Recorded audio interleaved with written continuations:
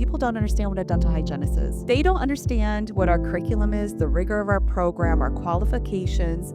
They have no idea. They understand what a nurse does. You think about when I graduated from school over 20 years ago, we didn't have all the adjunctive therapies that we're learning today. Right. And they haven't increased our credit load. No. So we're shoving more into that time of that associate degree. I've done second year clinic. I've been through all of them.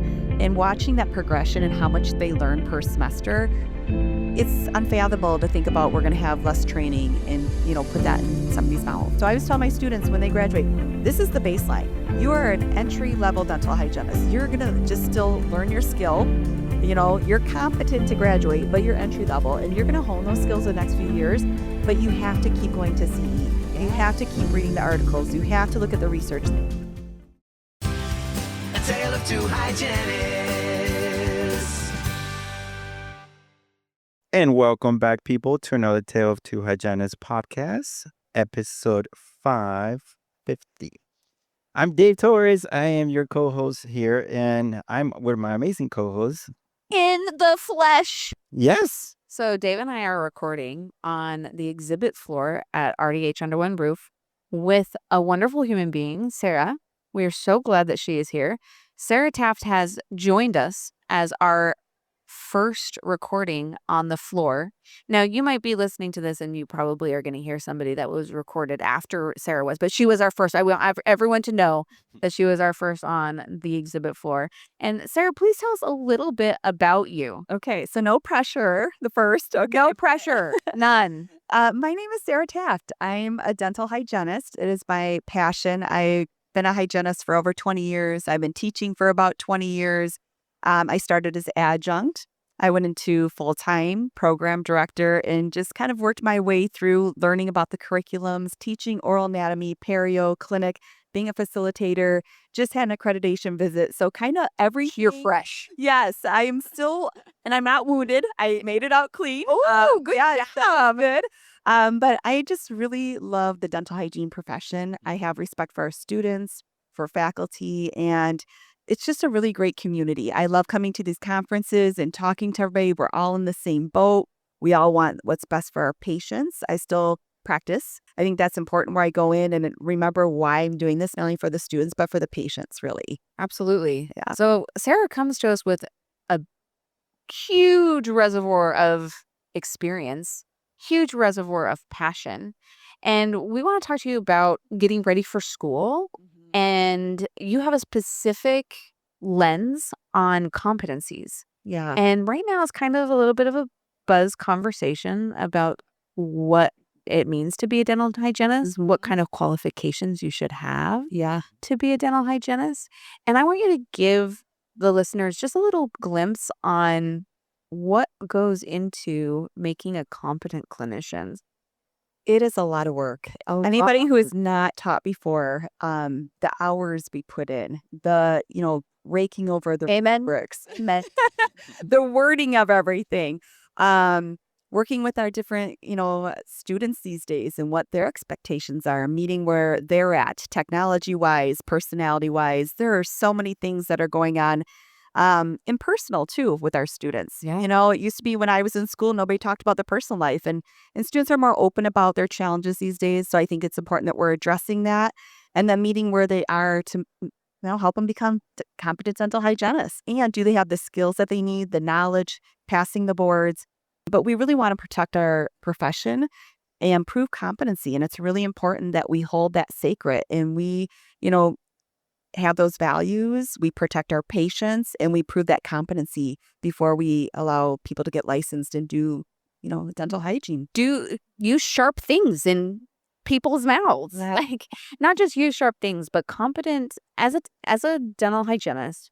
Things that kind of get my hackles up with this conversation of maybe allowing other professional lines of opportunity to treat our patients without any kind of schooling or competency or anything. I get really prickly because as a dental hygiene educator, I watch students not only become competent in their clinical skills, but also practice competency in their ethical skills. Yes. And practice competency in their communication skills and practice competency in a number of different ways that then translates into treating the public well. It's so much more beyond that. I mean, I joke all the time that 10% of what we do is actually dentistry, Yeah. right? Everything else is so much more. Like there's a certain pressure or responsibility that we have as clinicians to be able to honor the patient, honor our careers, and being able to kind of like promote that. Yeah. Have there been any like aha moments looking back at all this data of saying like, okay, this is what we kind of have to work on even more without pushing too much, where we're just turning students off and like, oh, it's too hard, I don't want to do it. Yeah, I mean, it's really interesting. The entrance requirements now to some schools, who's being admitted, what are their qualifications, what does our curriculum look like? There's so many things going on and so much pressure. The biggest thing I think is that people don't understand what a dental hygienist is. Oh, yeah. They don't understand what our curriculum is, the rigor of our program, our qualifications. They have no idea. They understand what a nurse does and how important they are. Can we pause on that? Because let me ask you, my little sister's a nurse. And do you know how many tests that she takes to show her competency? Anyone? For the boards, I know For boards. one. Oh, how many? One. One. Sarah, last count, how many boards did our students take? Well, in the state of Wisconsin, we have 2. But I know Washington State. Many more. Yeah, I'm thinking about my students in the state of Utah. They took the NBDHE. Mm-hmm. So that's their written. Yep. They took basically their OSCE, their ADEX OSCE, which is like a written clinical. Right. Yes. For lack of better description. And then they took their clinical ADEX boards on the mannequin. Yes. So that's those 3 for them to practice those aspects of dental hygiene. That's in our state, it's not required, but I encourage. Now I'm just going to put a little plug here. I encourage to take everything that's available to you when you're a student and you're ready to take the exams. Because as a clinician, I thought when I was done with my exams, I would never have to take another exam ever again. And fast forward 10 years into my life, I ended up taking the restorative course and board. Yes. And so I'm like, if you have an opportunity to take that now. Right. Please. Even anesthetic in some states. So I was going to say, even though it's not required, then we have the anesthetic written and clinical. What are we up to now? 5.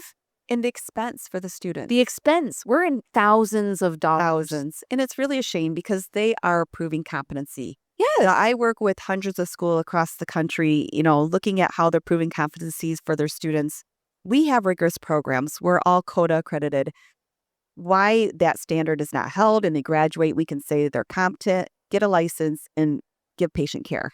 That's where it should be at. But yes, you're right. They're having you, spend thousands and thousands of dollars proving competency on these exams when they're proving competency right in front of us. That's what we're here for. And how does that, what is for somebody who is listening to this and maybe hasn't been in school for a long time, or maybe was going to be reminded of maybe a little PTSD, right? A little bit. But maybe a little bit. Like, Dave, take us back to your very first competence. What did that look like? Well, it's beyond that, right? Like I'm thinking, as you were talking, I'm thinking about like all the things that I have to go through in school, which gives you that certain like tough skin, that belief system that you overcame something difficult. And you have feedback. Yeah. But I remember being in school and being like, oh, this is so hard. Like, why is this so hard? And oftentimes I was talking to my brother who's in dental school and he was like, you have to do what? And you have to do what? So many dentists are shocked when they get involved in dental hygiene. Yeah. They're like, Oh. Yeah. Our standards are so much more prescriptive. I remember when I was on a outreach trip and I was in a mix of dental students and hygiene students. And we were talking about injections. And we were talking about what the requirements were for dental students to become competent at injections and what the requirements were for hygiene students. And they were like, they continue to watch you and give you feedback after your first injection. And they're like, wait, to a dental student, dental students don't get watched on every injection? They're like, no. We prove competency, and then we just go for it. And even perio just like I was talking to my brother about perio, and he was like, "Well, that's like 2-3 weeks of perio in my school, and then you guys have to do 2 years." And it was a bit. I did think it was a little unfair how I have to be checked by a dentist, and my own brother is telling me like I only learned this a couple weeks. Perio was only a couple weeks, and everything that I have to learn. So it's kind of like after we started practicing together, way after I graduated and got my license and took 4 boards and understood what it's like to be a practicing hygienist, he just gave me this face like, "What do you think? Are these teeth hopeless? Are you able to work on them? Should we do flap surgery? What do you think?" So he was asking for my opinion, and so it's very fascinating when I know a listener out there is thinking like, I know we've spoken about OPAs before, right? And then now we're thinking about CODA and all these requirements. And I'm just like, I'm confused because how much is too much and how much is not enough? Where we're just like walking around in campuses, right? Our faculty or students are walking around campuses and just asking the very obvious question: why is it so complicated Yeah. to be a provider? Well, and I think also, if you think about when I graduated from school over 20 years ago, we didn't have all the adjunctive therapies that we're learning today. Right. And they haven't increased our credit load. No. So we're shoving more into that time of that associate degree. Which is a Third bachelor's college. plus already. Oh, yes. I mean, Yeah. I anytime somebody says, "Well, I have an associate degree in dental hygiene," I'm like, "Oh, I know what that means. You basically have a bachelor's Yes. degree. Yeah. You are shy credits that haven't been awarded to you." Correct. Yeah. What we're That you putting earned. in there just because they don't want to, and I understand trying to make it affordable for the students and a timeline and things like that, but it's really doing them a disservice when we're trying to pack so much into the curriculum. Mm. All the laser, the nitrous, and all these things that have added to our Practice Act that we are rolling into other courses now. And where are we taking away? Where are we giving? Right. That's really difficult. And then you get feedback from students saying, it's really a disservice to us not to let us know what's on the market or what we can really accomplish as a dental hygienist. And it's like striking that balance. Yes. And then what does it look like to show competency? When Dave says, what's too much? Mm-hmm. What is too much to show that you'll be safe working on a patient? And currently, some states think that nothing is too much. Yeah. Yeah. And as an educator, watching students progress through the competencies that we had and watching them become successful at scaling, watching them become successful at probing, I have a hard time saying, I think we should lower that standard. Yeah, it's really difficult. I've taught pre-clinic, done skills lab for them every week. I've done second year clinic. I've been through all of them. And watching that progression and how much they learn per semester, it's unfathomable to think about we're going to have less training and, put that in somebody's mouth. Yeah. That's really scary. I remember as a dental assistant, I had a very, like most that we talk about, people don't know what a dental hygienist is. As a dental assistant, I did not know what a dental hygienist was. Working in an office with dental hygienists, we had a temp come in and ask where our probe was. And I had no idea what this was. I'm like, I went to my dentist and I was like, what is she asking for? And he's like, oh, it's, in this dark drawer. And the clinicians then weren't doing the things that make our profession what it is, make prevention, make data. I think what's lost on us is data is important. Yes. Competencies are important. Showing that you are competent, showing that you have the data behind that competency shows progression. And give us a little bit of your unique background on tracking that competency and why that's important. Yeah, it's really important. First of all, accreditation visit. That's number one, right? I mean, So why do we even have accreditation, Sarah? Right. Which is so scary. And oh my gosh, I'm already thinking about accreditation. Yes. I think we're already getting started and it's not even for another 3 years. The thing is that we are all doing what we're supposed to be doing. We really are. It's just, are we having the tracking ability and the paperwork and the evidence to show it? I talk to educators all over the country and they're doing what they're supposed to, but can they collect the data in a place to give it to CODA for the student assessment to show that they're competent? If the student's not competent, do they have the data to back that up if there's a grade appeal or holding a student back? So those are the important things that we really need to track. So before I was the program director, I was a clinical coordinator for second year for 10 years. It's my favorite job. Yeah, it is. It's a tough Oh, job, but I love it. You I love get it so to much. really know the students, meet them where they're at, where they're struggling, where you can help them. Fulfilling. It is very fulfilling. And that's one of my favorite jobs. I really liked being that clinical coordinator, but I was doing 4 hours a week tracking students' stuff. Oh, It's yeah. so much work. Like, I got to make sure they're doing this and this and this, and I'm proving this and this. And, do they need help in this? And how are we proving that they're helping and that they're competent and things like that? So it was a big burden on top of my workload that I was not even being awarded for. So we all know our workloads have increased over the last, 20 years. We're working a lot more. Colleges are cutting back where they can. So I needed a better way to do that. And so I helped develop a program called Upscale Assessment that tracks student competency, but also helps me run the reports I needed for accreditation. And I translate that to clinical hygiene. Like, Dave, in your office, you don't have a probe in a dark drawer because you understand the importance of data tracking. I mean, it translates from school into clinic. Like, what's the importance of perio chart? Yeah, everything, right? Like it's our baseline, right? I remember once in school, I'm trying to go back and not remember trauma, right? But remember once our instructors threatened that we might not be accredited, right? And the word CODA meant something to them, right? And I was too busy with my own stress factors. But then for a student, maybe a potential student listening to this, like, what does that mean? How can we help show these things to you guys? How can we help you m- get accredited? Because one thing that was a fear is I'm not doing all of this work for us not to be accredited and then not getting our degree, right? Or getting the our license, right? What are some of the things that we can do in helping you guys with that? Yeah. And I think the thing is that with students, they're really not at a point in their life where they understand accreditation. No. No. Right? No, that's an unnecessary. Yeah, like I try to explain them, like, we have to prove this evidence. This is what we're doing, especially as, we had CODA site visitors come in and speak to our students. So I wanted to prepare them. What is accreditation about? Why are we doing these things? Why are we making you prove this? But it was difficult before when the students couldn't even track their own requirements, know where they stood, what is their grade? How are they doing? Are they struggling?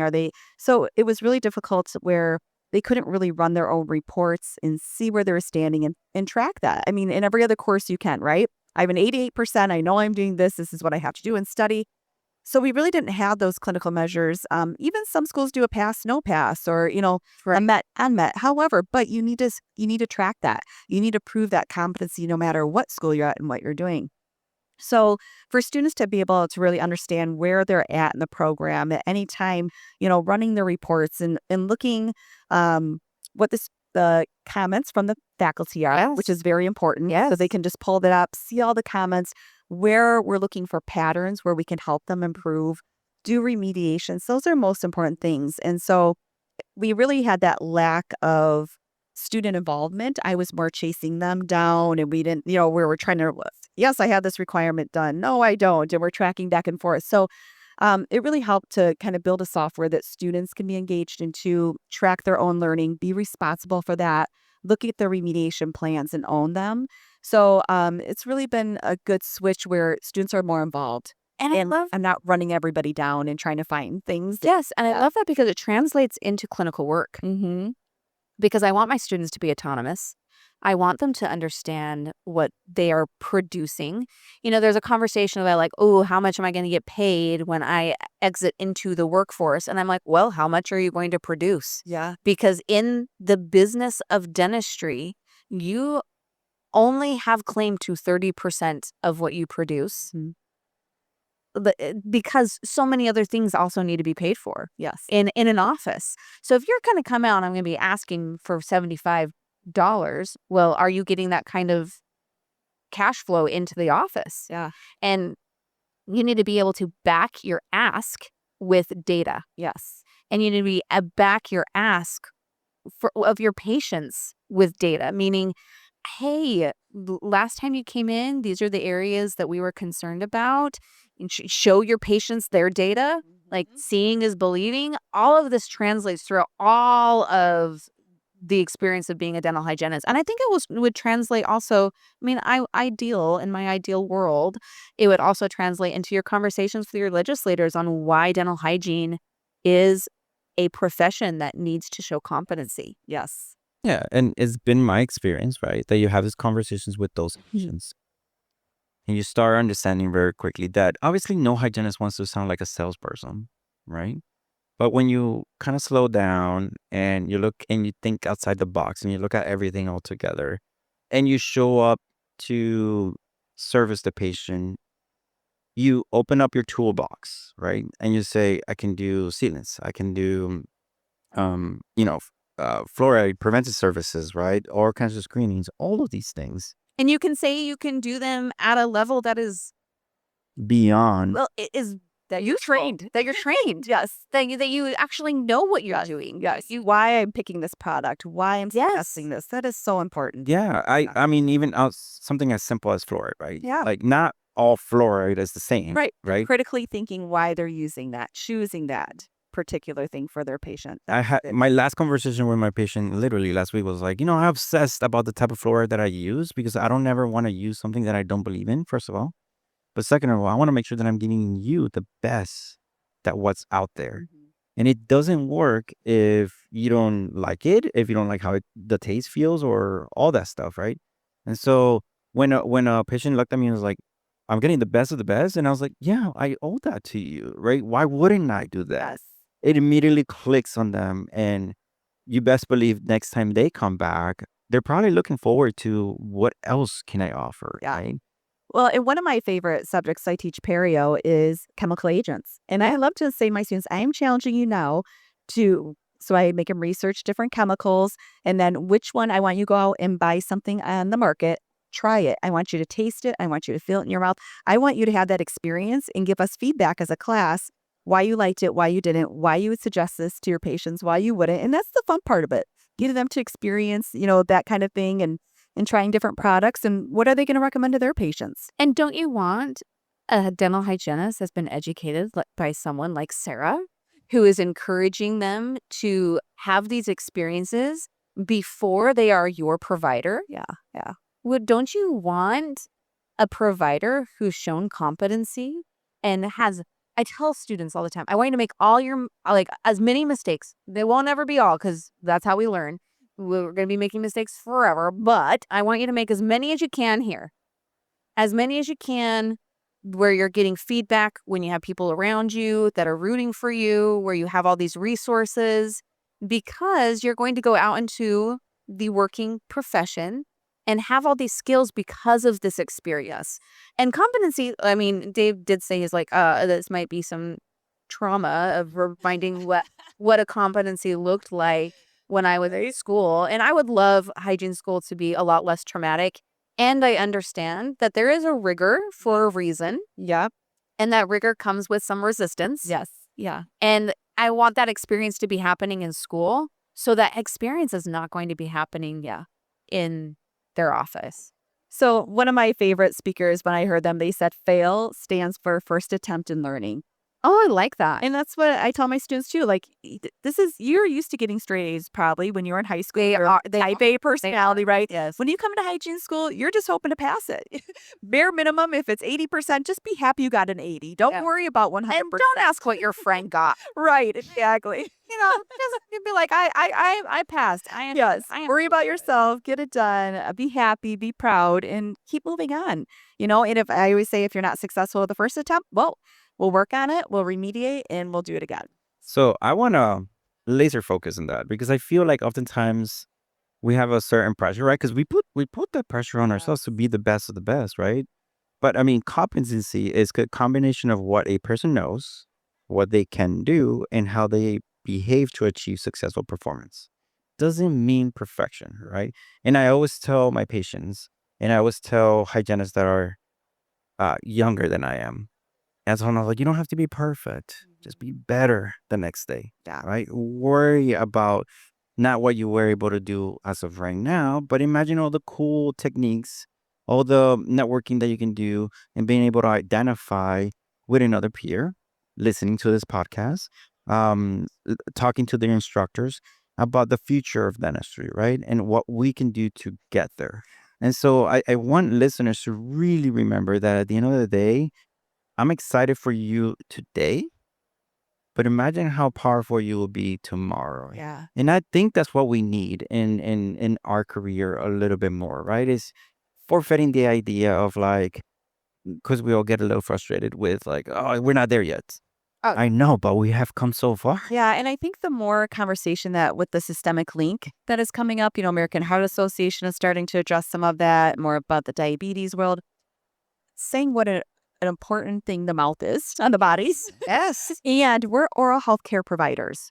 We're just not teeth cleaners. Like, we really need to hold ourselves up high. We need to appreciate our rigor of our program, how difficult it is, and get the respect that we need in the healthcare community. And hold yourself up high when you leave school. Something that it's a little triggering for me when people are like, well, that's school. You're able to do that in school. I'm like, oh, you want to be able to do standard of care out of school. And that's standard. That's not even, you can even go beyond and have excellence of care. Like, yeah, I had time to probe in school. And yeah, I want you to still continue to probe when you leave school. And I was talking to a number of people here at the conference, and just the hope that hygienists will recognize that they are an integral part of health. Yes. And to hold themselves up to what they know, Mm-hmm.